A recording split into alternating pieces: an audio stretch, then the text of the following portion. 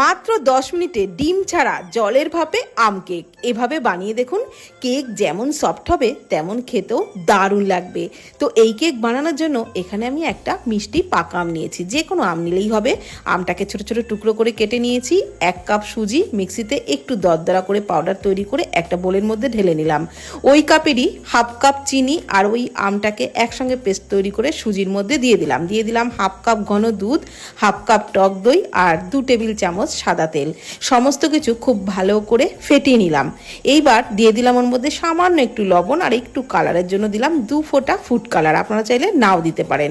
Half চামচ baking powder, তার half baking soda, অল্প একটু দুধ দিয়ে আবারও খুব ভালো করে ফেটিয়ে নিলাম। এবারে কিছু টুটি ফুটির মধ্যে একটু ময়দা মিশিয়ে নিলাম, তাহলে টুটি ফুটিগুলো কেকের নিচে পড়ে থাকবে না, সব জায়গায় সমান থাকবে। খুব ভালো করে মিশিয়ে নিলাম। কেক টিনের মধ্যে একটু তেল ব্রাশ করে নিয়ে ওর মধ্যে একটা কাগজ রেখে তার উপরেও আবারও একটু তেল ব্রাশ করে নিয়ে কেকের ব্যাটারটা দিয়ে কড়াইয়ের জলের উপরে স্ট্যান্ড বসিয়ে তার মধ্যে কেক টিনটা বসিয়ে ঠিক 10 মিনিট লো ফ্লেমে ভাপিয়ে নিয়েছিলাম। ঠান্ডা করে সাইডটা ছাড়িয়ে বের করে নিলাম। আর তারপর পিস পিস করে কেটে পরিবেশন করুন। চায়ের সাথেও খেতে পারেন, চায়ের সাথেও খেতে কিন্তু দারুণ লাগে। বাড়ির প্রত্যেকে খেয়ে খুশি হবে, এতটাই সফট আর এতটাই টেস্টি হয় এই আম কেক।